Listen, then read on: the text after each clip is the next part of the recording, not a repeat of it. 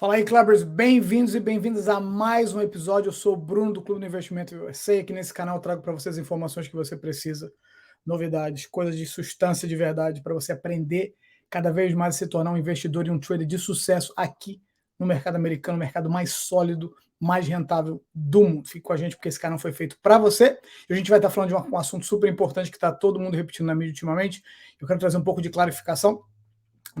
Algumas informações talvez vocês não saibam em relação, será que realmente o dólar está perdendo o poder? Será que o dólar vai deixar de ser a moeda de troca do mundo civilizado e eventualmente isso vai ferir, isso vai abalar a dominância dos Estados Unidos no cenário mundial como a superpotência econômica que eles são hoje? A gente vai descobrir um pouco mais nesse vídeo. Fique com a gente. Se você já faz parte aqui da família, já aperta e deixa o seu like, considere subscribe para o nosso canal e vamos ao vídeo. Antes da gente começar o vídeo, deixa eu perguntar uma coisa para vocês. Se vocês puderem deixar um feedback, eu ia ficar super feliz, super contente e agradecido se vocês estão gostando desse novo formato, que eu tenho tentado fazer, como sempre foi o propósito desse canal, e tem sido o propósito do Clube do Investimento over the years, é trazer informações que sejam claras, que sejam diretas, e traga uma coisa para vocês muito além do entretenimento.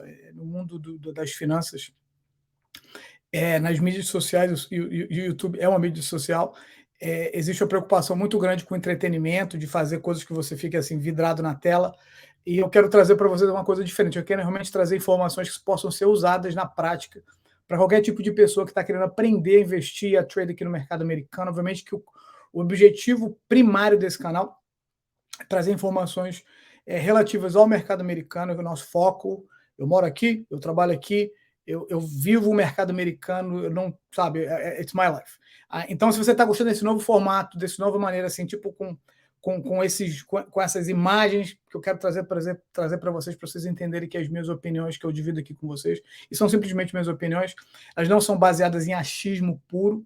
Aí eu estou trazendo para vocês informações, sabe, são fatos, não é fake news, são os fatos interpretados da minha maneira, e obviamente você tem todo o direito e deve questionar o que é feito, mas de novo, o que eu gosto de fazer, o que eu quero fazer, eu quero continuar fazendo, independente do nosso canal ser super pequenininho, é trazer esse tipo de informação para a comunidade de língua portuguesa, em qualquer lugar do mundo que tem interesse em aprender e descobrir coisas diferentes, coisas novas, coisas produtivas, principalmente, sobre esse mercado. Então, se você está gostando desse formato, deixa uma mensagem para mim, eu vou ficar contente de responder e descobrir se você não está gostando também, se achar que não era assim.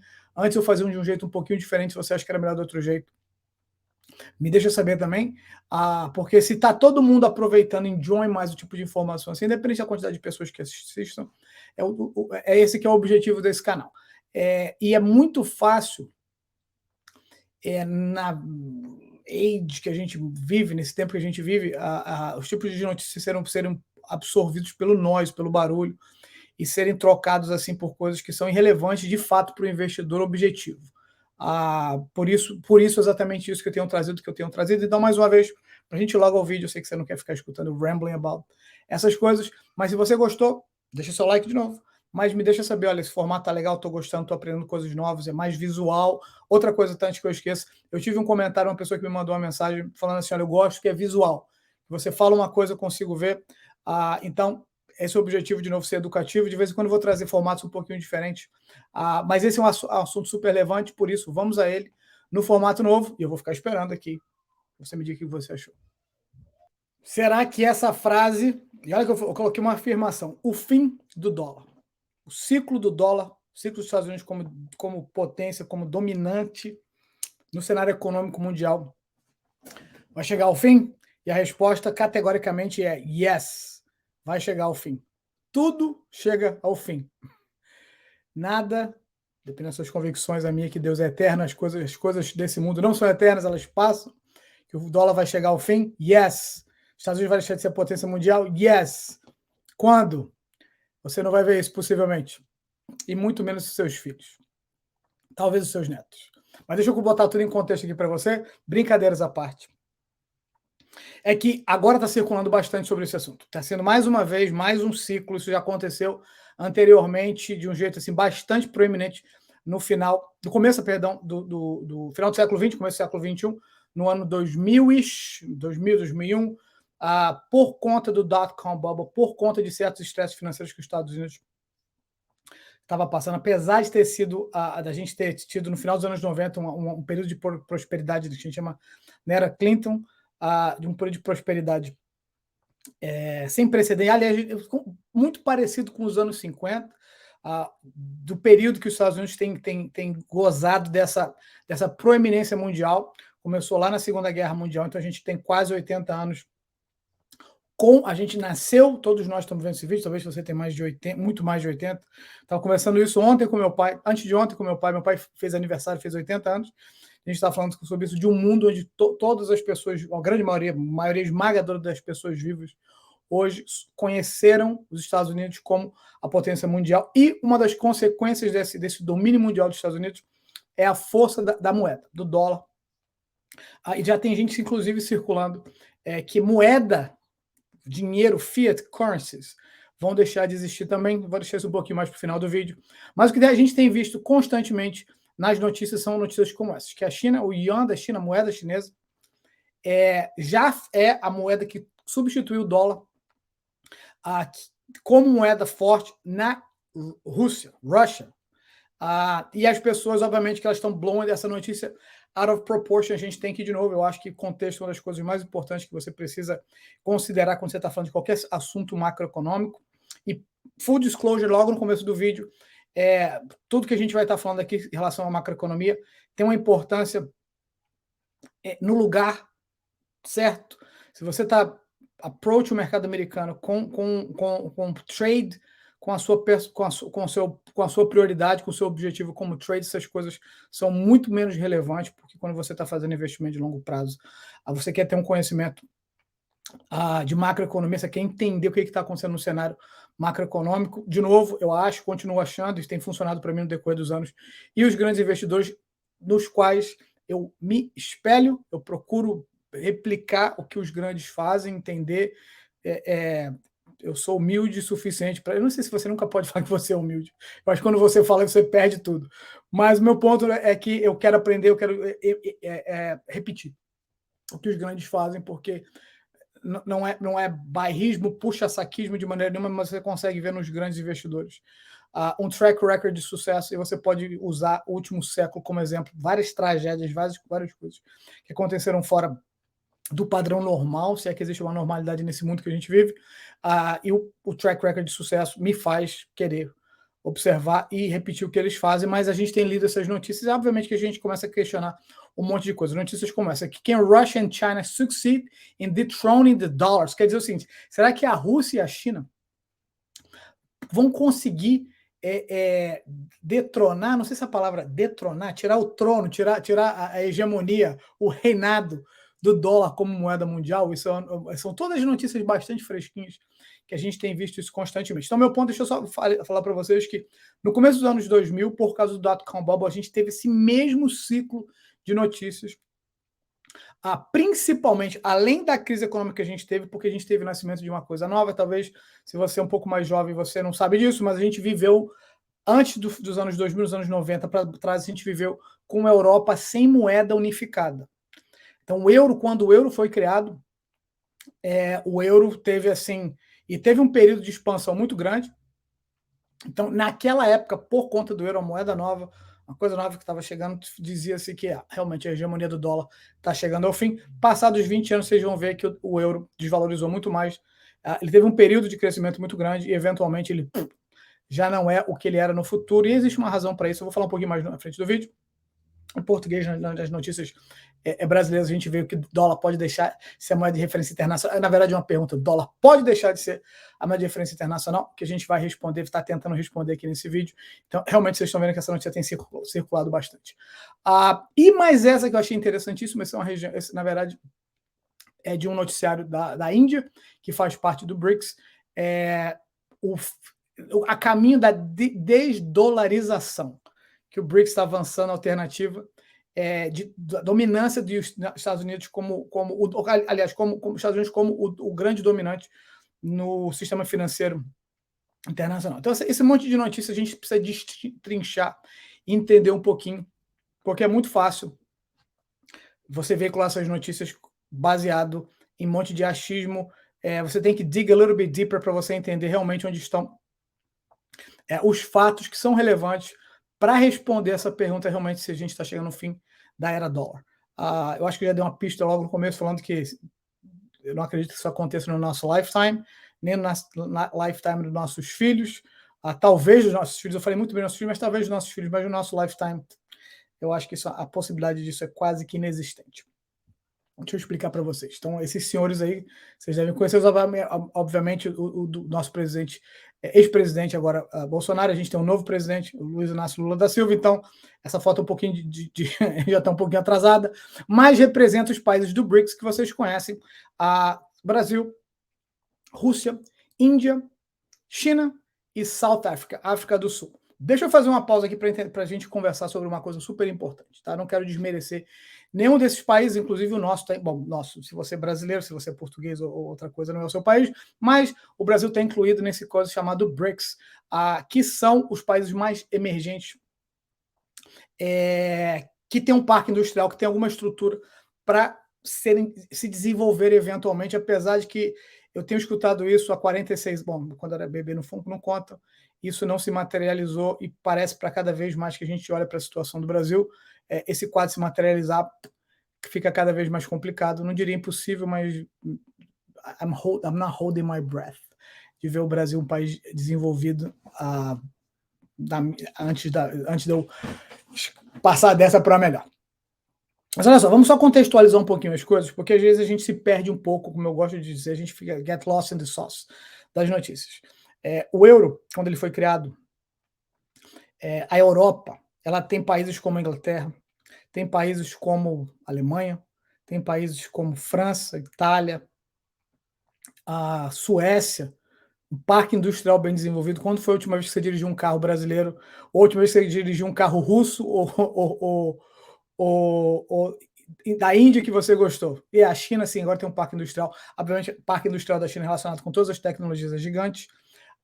Mas se você faz uma comparação assim, simplística entre os países que compõem ainda a zona do euro com os países do BRICS, você, obviamente, que uma das conclusões que você chega é que os países europeus, em termos de desenvolvimento, não só desenvolvimento financeiro, pessoal, em todos os aspectos, são países muito mais desenvolvidos que, no período, tinham moedas mais fortes. Obviamente que a gente tem a Inglaterra, que já não faz parte do bloco europeu, com o pound inglês, que é uma moeda muito forte, mas só uma comparação simplística entre as economias desses países europeus, como eu citei, Alemanha, França, Itália. Eu citei a Suécia porque é um país que não é lembrado, mas yes, você tem um parque industrial, você dirige Volvo, caminhões Volvo, carro da Volvo, entre outras coisas, a empresas de semicondutores e muito mais. Então você tem toda essa força no mercado europeu. Na economia europeia, você tem tido essa força. Economia europeia historicamente, né, os caras foram lá e roubaram nosso ouro e nossa prata e aquela coisa toda que todo mundo fala, but that's not the point of this video.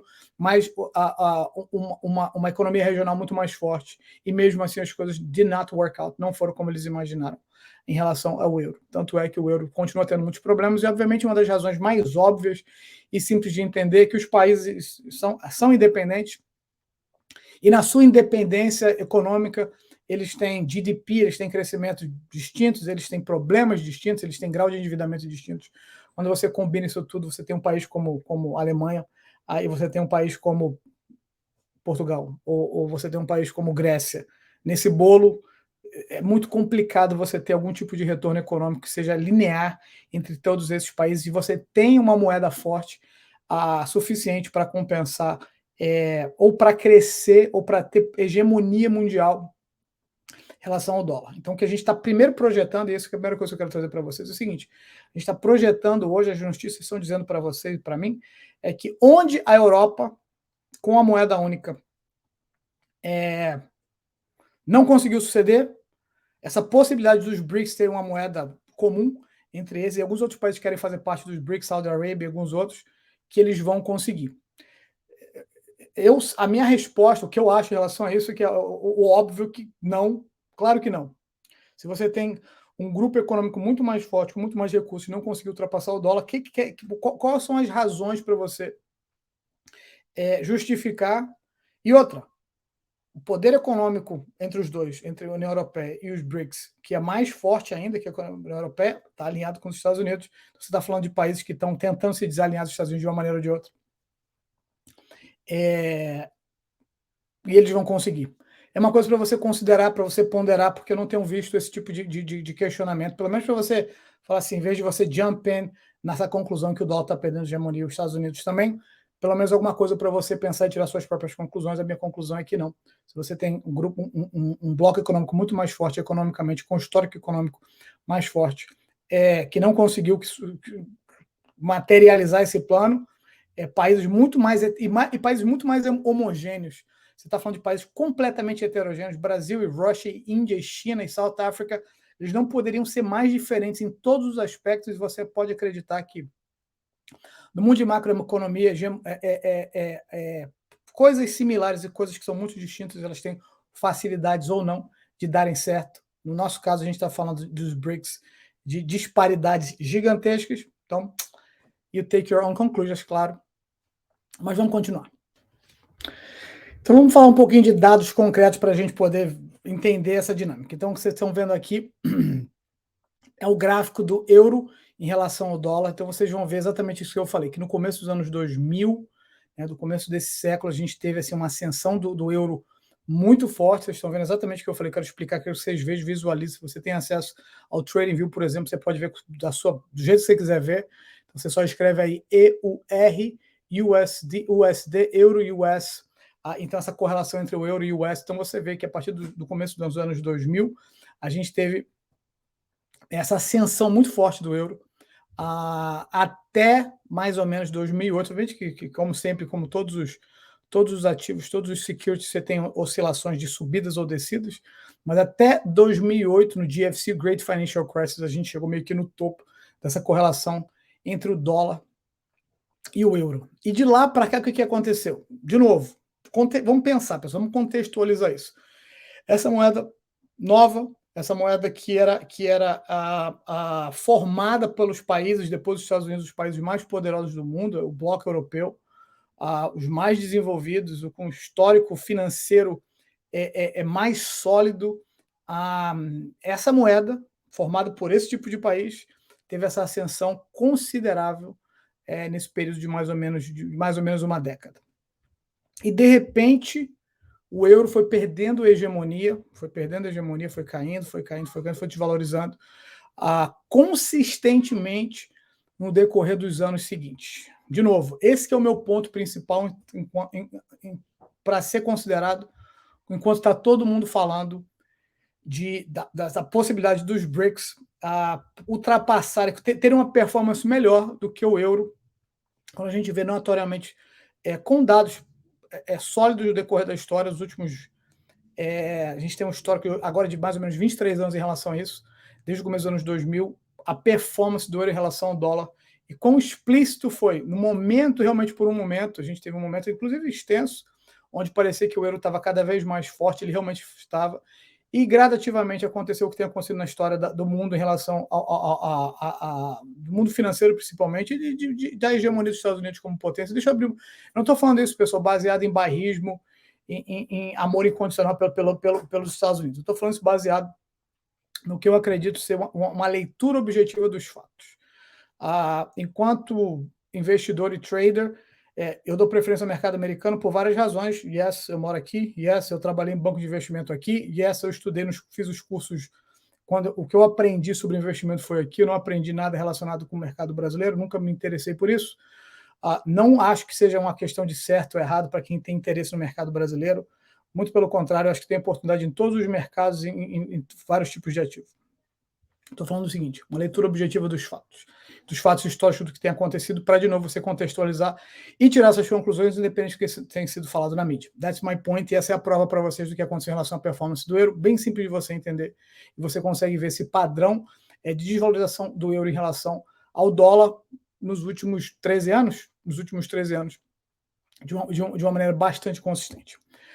Agora a pergunta, desses BRICS, obviamente que a China é o país mais forte, o país mais poderoso, o país com parque industrial que não se compara com os outros. Será que a moeda chinesa vai ser a nova moeda mundial? Eu já respondi, no way, there's no way que... Bom, de novo, no way, na estrutura política da China hoje, isso não tem como acontecer. Eu vou dizer para vocês uma das razões que eu acho mais importante, que a economia, at the end of the day, para todo o seu desenvolvimento econômico dos últimos 20 anos, dos últimos 10 anos principalmente, a China ainda é um país comunista. Ainda hoje, a economia da chinesa é uma economia controlada pelo Partido Chinês, pelo Partido Comunista Chinês.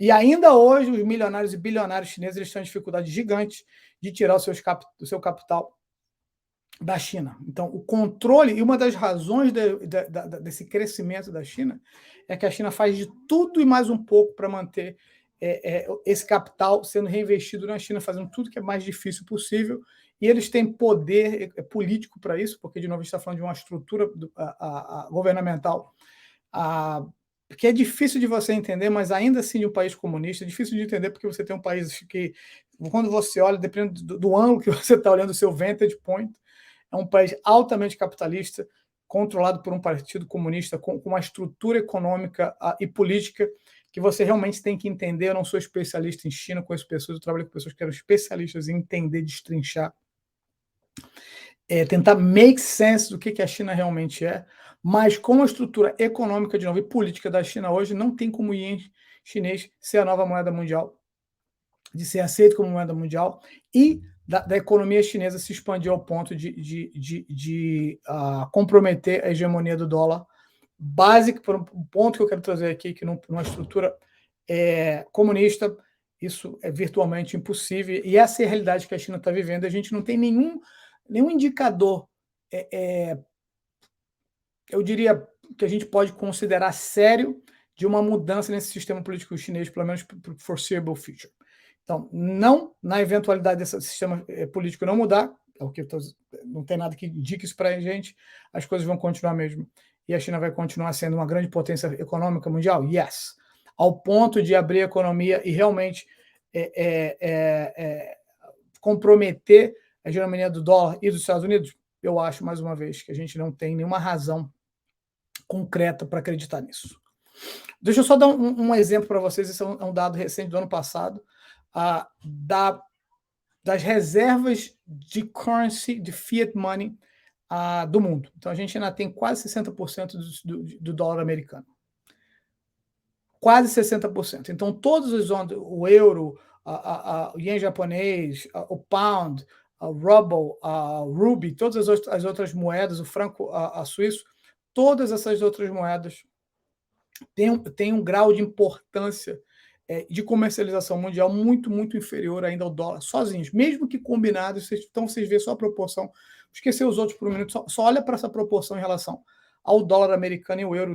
O euro tem um pouquinho menos do que 20%, como fundo de reserva mundial, de exchange reserves, aí o dólar tem um pouquinho menos de 60%. Então, você vê, os números são muito claros em relação a isso.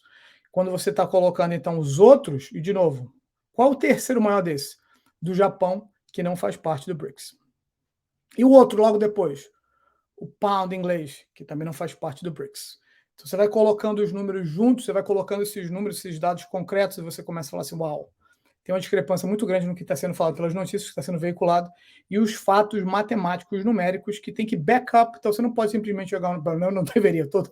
Tanto se pode como se faz constantemente, se joga a notícia aí no ar, independente da veracidade e da contextualização da notícia. Mas quando você olha para os números eles não mentem, né? Matemática talvez seja a ciência mais honesta que existe, porque ela não dá abertura para mentira, porque você simplesmente está olhando os dados. Então, se você começa a usar essas proporções, então os dados, proporcional que existe no mundo econômico hoje, você tem quase 60% do dólar.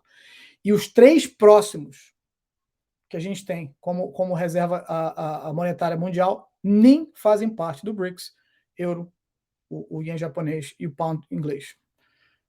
De novo, tire suas conclusões. Continuando, eu quero mostrar para vocês, você precisa entender uma coisa, você como investidor aqui no mercado americano.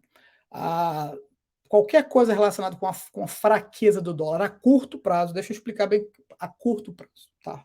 A curto prazo. Toda vez que o dólar enfraquece, toda vez que o DXY, para quem não sabe, nada mais é do que um índice baseado no dólar against basket, contra várias moedas internacionais. Então, toda vez que esse valor diminui, isso é bom para as empresas americanas. Calma. Você está me falando, então, que se o dólar cai, é bom para as empresas americanas? E eu vou explicar para vocês o porquê. Estou trazendo um gráfico para backup que eu estou falando.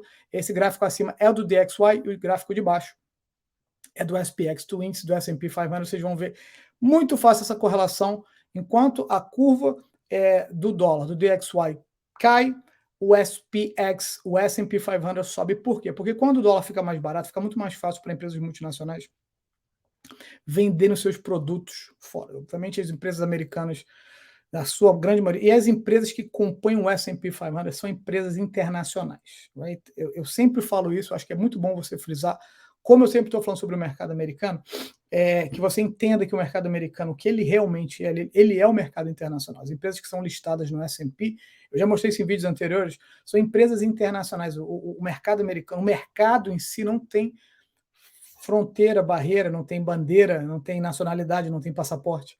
O mercado está interessado nas empresas que têm poder de retorno para os seus acionistas. Obviamente, então, a gente tem muitas empresas internacionais que são listadas. Então, conforme o dólar fica mais barato, o valor do dólar diminui, fica muito mais fácil para as empresas americanas venderem seus produtos em outros países, porque o poder de compra desses países em relação ao dólar aumenta. É uma dinâmica simples de entender, e, de novo, talvez se você não preste atenção nisso, como investidor, como trader, como participante do mercado financeiro, você acaba se assustando com uma coisa que, na verdade, para os seus investimentos é boa, de novo, no curto prazo, porque no longo prazo,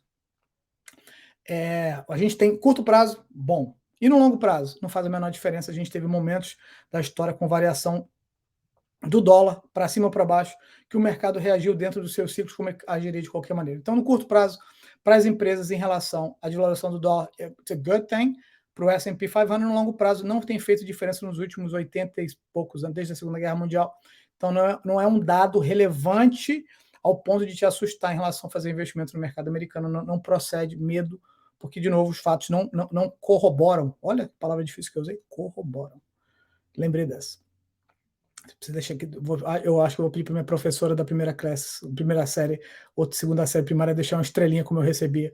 Mas são em outros tempos, que vocês que não nasceram nos anos 70, vocês não passaram por isso. Talvez alguma coisa parecida. Vamos lá. Então, olha só. Então, quando as pessoas falam o seguinte, que o purchasing power, o poder de compra do dólar tem diminuído nos últimos 100 anos, e eu quero dizer para vocês, eu já vi esse gráfico em outras, uma notícia alguns anos atrás, não, acho que no ano retrasado, se não me engano. Isso é verdade, que o poder de compra em relação do dólar tem caído do último século? Yes, sim, tem caído. Mas o que acontece? Por causa de inflação, por causa de supply chain, existem várias razões para que uma moeda ela desvalorize, e deixa eu falar uma coisa para vocês. Quase todas as moedas fiat currency, as moedas tradicionais, perdem valor. Quase todas. Então, na proporção que o dólar perde valor, tem perdido nos últimos 100 anos, yes. E o real? E antes do real? E o cruzado novo? E a URV?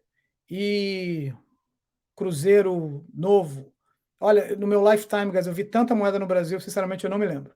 Eu lembro de cruzeiro, cruzado, cruzeiro novo, URV, sei lá, devo estar perdendo uma ou duas. Ou o rublo russo, ou o ruby indiano, ou o próprio yen. Todo fiat currency perde valor over time. Então, você está se assustando em relação a isso. Se você está se assustando, espero que não.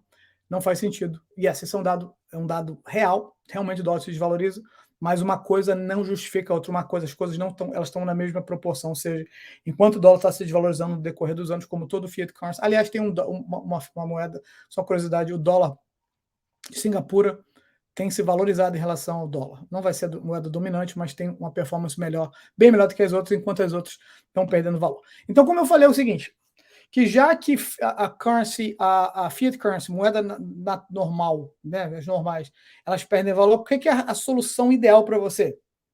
Bitcoin Gold.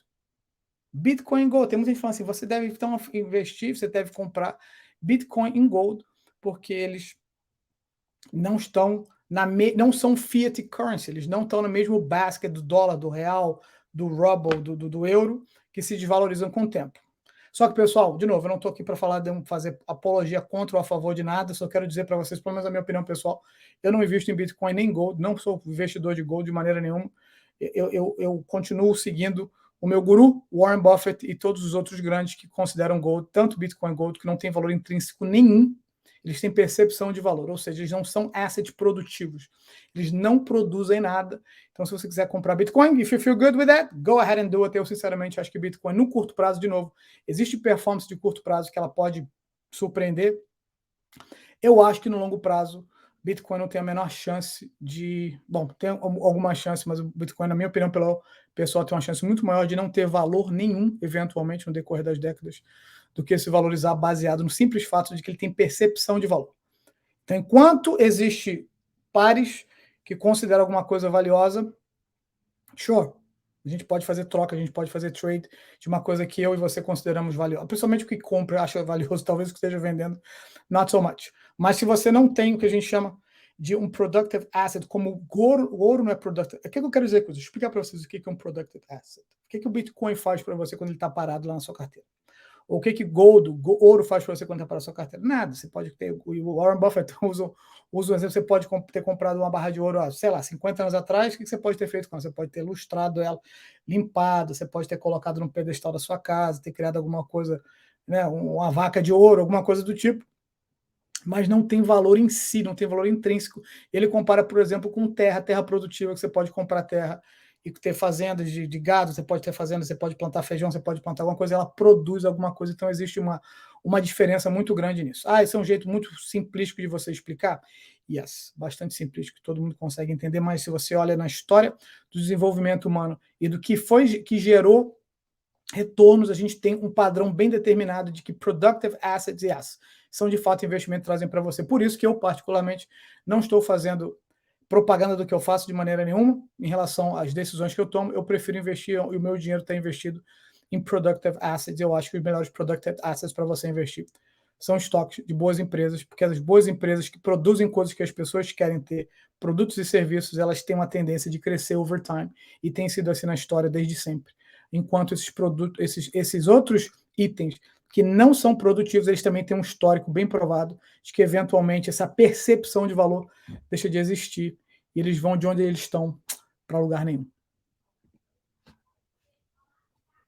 Pessoal, esse é o nosso vídeo para hoje. Eu espero que tenha ajudado a clarificar alguns pontos em relação mais esse nós sobre o dólar, sobre a hegemonia do dólar como moeda mundial. Obviamente que a gente vai ver cenas dos próximos capítulos no mercado financeiro.